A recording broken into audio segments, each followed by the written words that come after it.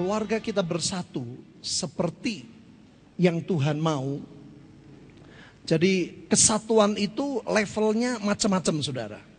Ada orang yang berkata, oh aku di rumah nggak pernah konflik, ya. Tapi kalau saudara hatinya tidak mencapai kesatuan yang Tuhan mau seperti Bapa, Putra, dan Roh Kudus, saudara sulit mengalami terobosan yang besar. Jadi kita hanya menikmati terobosan yang kecil. Ya, maka dari itu saya nanti perlu menjelaskan kepada saudara bagaimana kita bisa naik kendaraan kemenangan Tuhan itu dengan roda yang berputar tanpa gangguan. Ya. Betul-betul bergerak dengan cepat dan membawa setiap berkat Tuhan sampai dalam hidup kita. Itu sebabnya hari-hari ini hari-hari yang tidak mudah, saudara.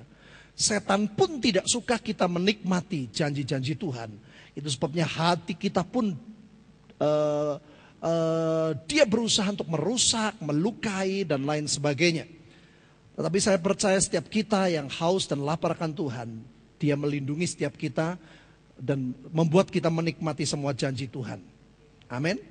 Nah, saudara, percepatan yang begitu rupa, itu sebabnya kalau saudara nggak mendengarkan sekali saja apa yang disampaikan di tempat ini, saudara sulit untuk mengikuti. Istilah orang sini kepontal-pontal. Ngerti saudara? Jadi sulit. Nah, maka dari itu jejak demi jejak yang Tuhan sedang kerjakan, saudara harus menangkapnya dengan jelas. Nah, kita akan belajar melanjutkan minggu lalu. Nah, saudara ini harus mengerti. Untuk mendapatkan hal yang hari ini kita diberikan oleh Tuhan, saudara harus mengerti hati sebagai hamba itu seperti apa. Ya, supaya kita bisa menikmati berkat yang dijanjikan Tuhan. Ya, saya bersyukur sekali lagi untuk saudara-saudara yang mengambil keputusan tadi, karena tingkat keluarga yang Tuhan mau adalah seperti yang Tuhan mau. Ya, maka dari itu saudara harus prioritasnya jangan sampai kebalik. Nomor satu itu Tuhan, kedua itu keluarga, ketiga baru pekerjaan Tuhan, pelayanan. Jadi urutannya jangan dibalik. Kebanyakan orang kelirunya melayani Tuhan sama pekerjaan Tuhan itu dijatuhkan, padahal berbeda. Kedua, kesalahan kedua, setelah melayani Tuhan, pekerjaan Tuhan dulu. Tuhan, keluarga dulu. Kejadian 24. Ayat yang pertama. Adapun Abraham telah tua dan lanjut umurnya, serta diberkati Tuhan dalam segala hal. Saudara, saya menjelaskan beberapa kali bahwa inilah yang Tuhan mau dialami oleh setiap saudara dan saya. Diberkati dalam segala hal. Apa itu orang yang diberkati dalam segala hal? Diberkati kerohaniannya. Ada pertumbuhan yang begitu cepat. Bagaimana kerohanian kita kepada Tuhan. Takut kepada Tuhan. Nah, saudara, orang yang bertumbuh kerohaniannya itu tidak bisa dilihat oleh, oh ya orang itu aktif pelayanan. Bukan. Seberapa nilai-nilai kehambaan itu bertumbuh dalam hidupnya, disitulah pertumbuhan kerohanian, saudara. Jadi orang kalau tunduk sama Tuhan, masalah dan iblis akan lari dari dalam hidup kita. Yang percaya katakan. Nah, kalau saudara nggak tunduk sama Tuhan, semuanya itu akan menyerang hidup kita. Jadi kerohanian yang diberkati itu bukan semakin kita, waduh aku semakin rohani, semakin sombong. Keliru, saudara. Kalau semakin kita rohani, semakin kita rendah hati. Hal yang kedua, Abraham tuh diberkati dalam hal jiwa. Istrinya sampai menyebut dia Tuan. Nah, saudara, ini tidak gampang.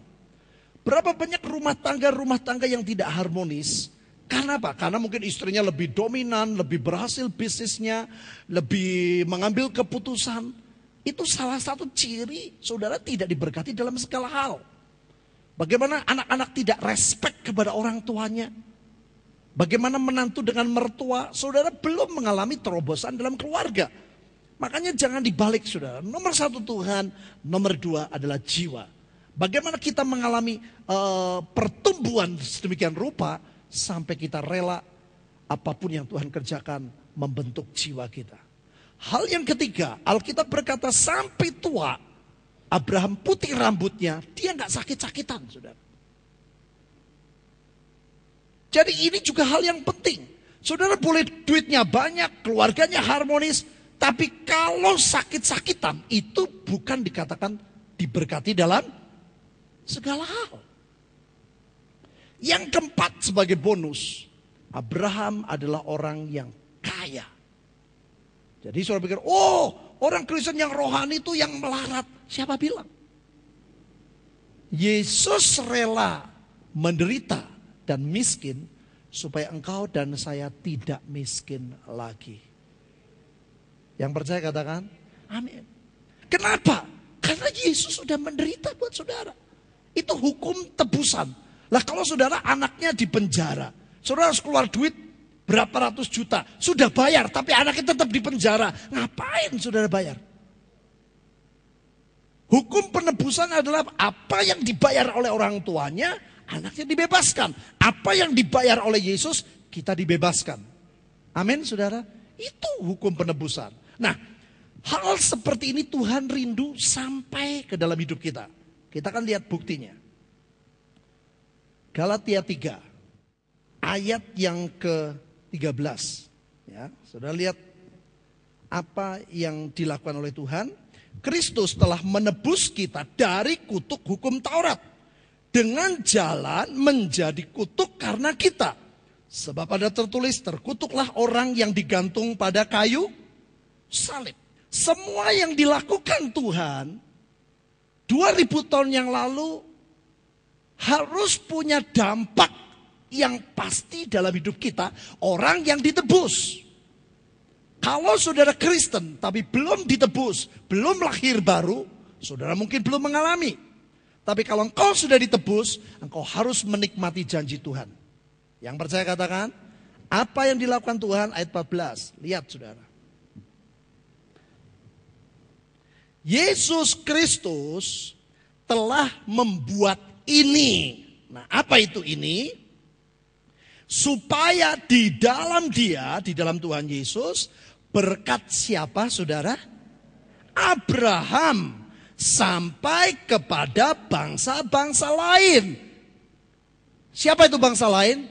Selain Israel, yaitu saudara dan saya. Alkitab berkata, Yesus Kristus telah membuat ini supaya di dalam Yesus berkat Abraham sampai kepada saudara dan saya, sehingga oleh apa saudara? Iman. Makanya berapa waktu lalu kita dibangkitkan imannya, kita menerima roh yang telah dijanjikan itu. Saudara bayangin. Jadi kematian Tuhan di kayu salib itu tujuannya jelas.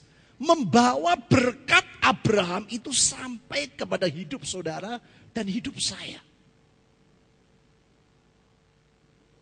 Begitu luar biasa saudara, apa yang Tuhan kerjakan di dalam kehidupan kita, bagaimana berkat itu sampai. Yaitu apa? Berkat di dalam segala hal. Rohaninya, jiwanya, keluarganya, tubuhnya, ekonominya. Itu yang